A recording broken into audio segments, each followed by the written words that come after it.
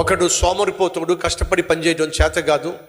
కానీ ఎవరైనా కష్టపడి సంపాదిస్తూ ఉంటే వీడు దొంగతనం చేసి వారి కష్టాన్ని అనుభవిస్తూ ఉంటాడు. పొలాల్లో పంటలు బాగా పండినాయి, కోతలు కోసేశారు, బస్తాలు బస్తాలుగా వాళ్ళు ధాన్యాన్ని వాళ్ళు పొలంలో ఒక చోట కుప్పగా పేర్చారు. ఓ సోమరిపోతుడు రాత్రి లేచాడు. వీడు పంటలు పండించడం చేత కాదు, సోమరుడు కదా. అర్ధరాత్రి నెమ్మదిగా పొలంలోకి వెళ్ళాడు. అక్కడ బస్తాలు బస్తాలు ఉంటే ఒక బస్తా మీద వేసుకున్నాడు, దొంగతనం చేశాడు, ఇంటికి తెచ్చేసుకున్నాడు. అయినా కుదురుగా లేడు. ఇంకొక బస్తా తెచ్చుకుందాం అని చెప్పి అలా 3-4 బస్తాలు ఆ పొలం నుంచి తెచ్చేసుకుంటున్నాడు. చివరి బస్తా తీసుకొస్తున్నప్పుడు ఆ బస్తాకు ఒక రంధ్రం ఉంది. ఆ రంధ్రం నుంచి ధాన్యం నెమ్మదిగా అక్కడి నుంచి ఇంటి దాకా లైన్గా పడింది. అది చూశాడు. ఎక్కడి నుంచి ఎక్కడి దాకా చారుంది. పొలంలో ఉన్నటువంటి ఆ బస్తాలు ఉన్నటువంటి పొలం దగ్గర నుంచి ఇంటి దాకా బస్తా ధాన్యం కారిపోయేసరికి లైన్ గా ధాన్యం కనిపిస్తా ఉంది.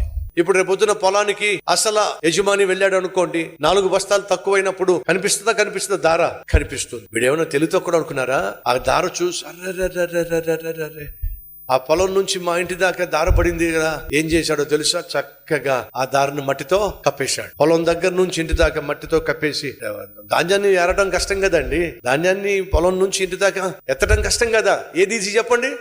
కప్పేయడం ఈజీ. మట్టితో ధాన్యం కప్పేసి మొత్తం సాఫీ చేసి పడేశాడు, కప్పెట్టేశాడు.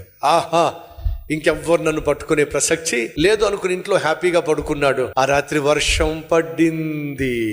ఏమైంది? వర్షం పడింది. వర్షం పడితే ధాన్యం ఏమవుతుంది చెప్పండి? పొలానికి పరుగున వెళ్ళాడు. అసలైనటువంటి యజమాని వర్షాలు పడుతున్నాయని చెప్పేసి 4 బస్తాలు తక్కువ వచ్చినాయి. ఎవడు పట్టుకెళ్ళాడో అని చెప్పి చూస్తే ఆ బస్తాల దగ్గర నుంచి ఏం కనిపిస్తున్నాయి? మొలకలు కనిపిస్తున్నాయి. ఆ మొలకలు పట్టుకుని నెమ్మదిగా ఎక్కడికి వచ్చాడు? దొంగతనం చేసిన వాడి దగ్గరికి వచ్చాడు. వాడు కప్పెట్టిందే వాడిని బయట పెట్టింది.